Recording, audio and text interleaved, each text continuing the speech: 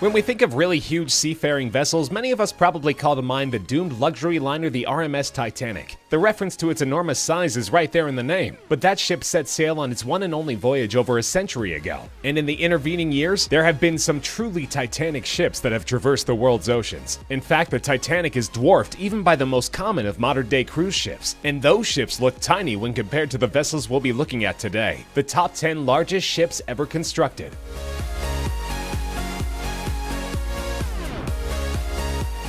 For reference, a ship's size is measured using a specific set of specifications. Of course, these generally include length and width, often referred to as beam, but also taken into consideration is tonnage, which can be measured in several different ways and is not always a measurement of the ship's actual weight. For our purposes here, we'll be looking mainly at gross tonnage, which is a standard measurement and related to the overall interior volume of the ship. By way of comparison, the mighty Titanic measured 882 feet long by 92 feet wide, with a gross tonnage of 46,328 tons. Impressive, but not even close to the specifications of the first and smallest ship on our list, the MS Vale Brazil. Owned by the Brazilian firm Vale, the ship is the largest bulk carrier in the world. Construction on the vessel was completed in 2011, and it was designed for transporting iron ore from Brazil to Asia. Capable of hauling enough steel at one time to construct 3 Golden Gate bridges, the MS Vale is 1,188 feet long and has a width or beam of 213 feet, with a gross tonnage rating, or GRT, of an astonishing 198,980 tons. Well over 4 times the GRT of the Titanic, Vale is still in service, cutting an imposing figure along the waves of the Atlantic, but its route is highly strategic. Due to Chinese maritime laws, it is unable to enter Chinese ports, as it is simply too heavy. Distribution ports in the Philippines and Malaysia allow its cargo to reach destinations within China.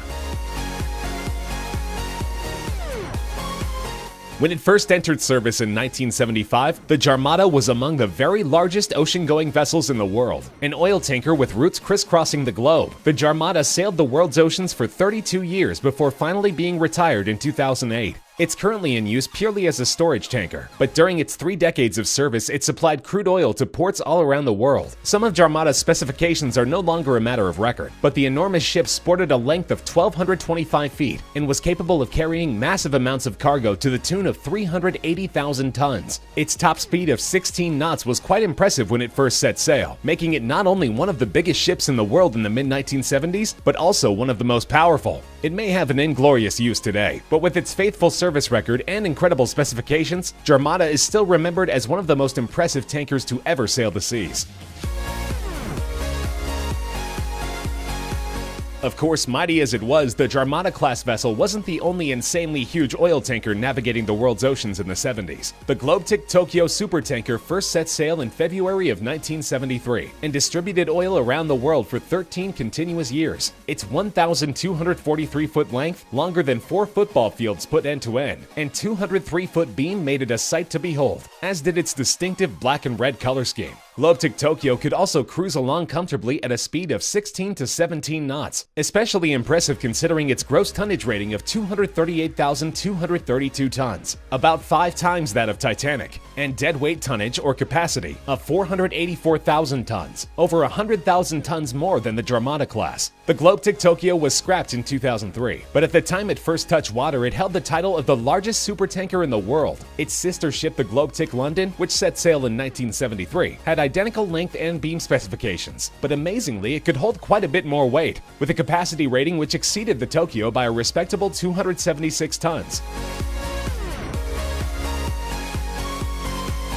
The TI class of supertankers, constructed by shipbuilder Tanker International LLC, may not technically be the longest or largest ships in the world in terms of sheer size, but when it comes to gross tonnage, they rule supreme. There are 4 currently in various types of service around the world: the TI Africa, TI Asia, TI Europe, and TI Oceania, although 2 are currently being used as moored storage vessels. Their massive GRT of 234,006 tons is currently tops among active vessels, and on top of that, they are among the most aesthetically pleasing oil tankers ever built. The TI class 16 to 18 knot top speed goes a long way toward maximizing its earning capacity, but its eye-popping size also means that there are some waterways which it simply cannot navigate. For example, the Panama Canal is off limits, as the ship is too wide to fit through its recently built locks, and when fully loaded, the Suez Canal is a no-go as well, but the vessels are also notable for their wealth of high-tech features and sensible dual-hull design, which minimizes the chance of a catastrophic oil spill in the event of a hull breach. The TI class checks in with a length of 1,243 feet and a beam of 223 feet.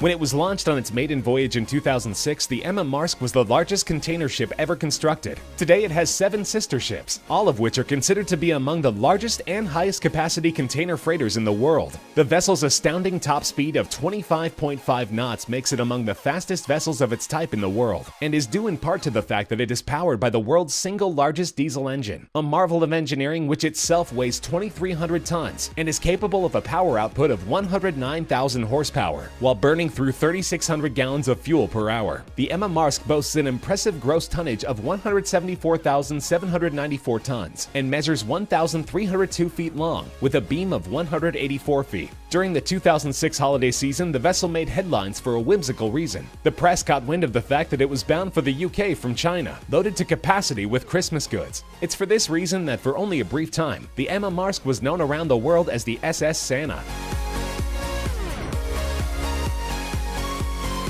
The Esso Atlantic and its sister ship, the Esso Pacific, were 2 of only 7 ships in all of maritime history to carry a capacity rating of over 500,000 tons. Beginning service in 1977, the supertankers plied the world's waters for 25 years before they were decommissioned and scrapped in 2002. The tanker's immense size meant that not only were the Panama and Suez canals off limits, but the English Channel as well. They sported gross tonnage ratings of 259,532 tons, and both clocked in with a length of 1,333 feet and a beam of 233 feet. Their relatively slow top speed of about 15 knots is understandable, considering that these gargantuan vessels were both powered by single-propeller steam turbine engines, practically unheard of among today's modern tankers. Even though they long ago met their ultimate fates, the Esso Atlantic and Esso Pacific were widely recognized in their time for their sterling service records, and they will long hold their places in maritime history as 2 of the highest capacity tankers ever built.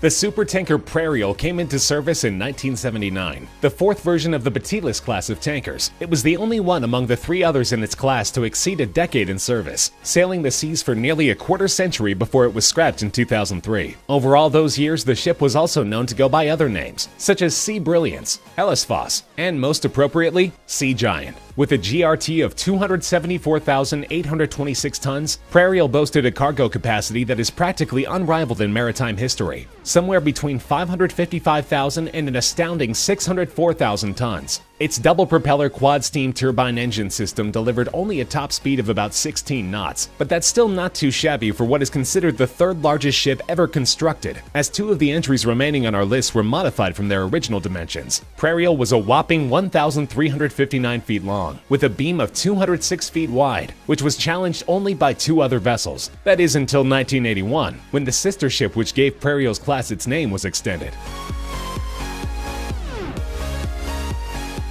The first of its homonymous class, the Batilis supertanker hit the ocean in 1976 as one of the largest vessels in the world, and it leapt up the list when its length was further extended in 1981. Batilis could move a massive amount of cargo with a 275,268 gross tonnage rating, and after its modification came in with the same length and beam measurements as Prairial. Variances in the other types of tonnage, however, give Batilis the slight edge over its sister ship. Its deadweight tonnage when constructed was superior to virtually any ship that ever existed. And Batilis must also be given credit for being the first of its class. When it comes down to it though, measuring the largest seafaring vessels is somewhat counterintuitively a game of inches, and in terms of bragging rights among the Batilis class, one is ever so slightly the largest of the large. The second of the Batilis tankers built in 1976 was the Balamya, with specifications virtually identical to Batilis, but the Pierre Guillaume, which set sail in 1977, reigned over them all, albeit briefly. Due to the immense size of the Batilis-class tankers during a time when oil production was becoming less profitable every year, every one of them except Prairial were unprofitable enough that they enjoyed surprisingly limited lifespans. In the case of the Pierre Guillaume, which at the time was the single largest ship by gross tonnage which had ever set sail, its entire service run amounted only to 6 short years. Pierre Guillaume beat out its sisters in terms of size only by virtue of mere inches on the beam, make that 1 inch to be exact. Sporting the same 1,359-foot length as its predecessor, processors. Its gross tonnage rating, nearly 276,000 tons, was and remains the largest of any ship ever built, but one rival, built the same year, would take the overall title when it underwent renovation from its original already huge dimensions.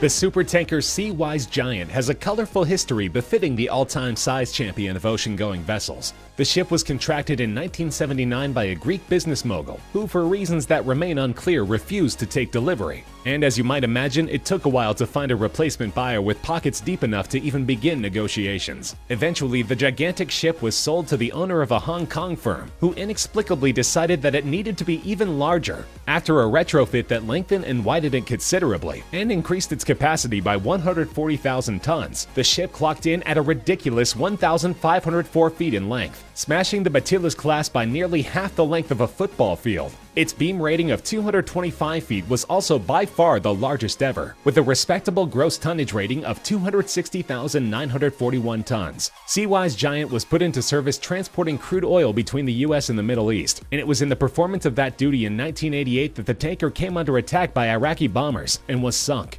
Incredibly, even though it was declared a complete loss, it only took a year for a Norwegian company to salvage it, not for scrap but for repair. The wreck was transported to Singapore, where a restoration job took place which required 3,700 tons of new steel. It was renamed the Happy Giant and put back into service until 2004, when it was converted to a permanently moored storage vessel. Its 36-ton anchor now sits in the Hong Kong Maritime Museum. While it no longer roams the sea, the Seawise Giant was a sight to behold, and an amazing feat of engineering. It was longer than the Empire State Building is tall. It could fit St. Paul's Cathedral within its cargo holds 4 times. It's not just the largest ship of all time, it's the single biggest self-propelled man-made object ever built.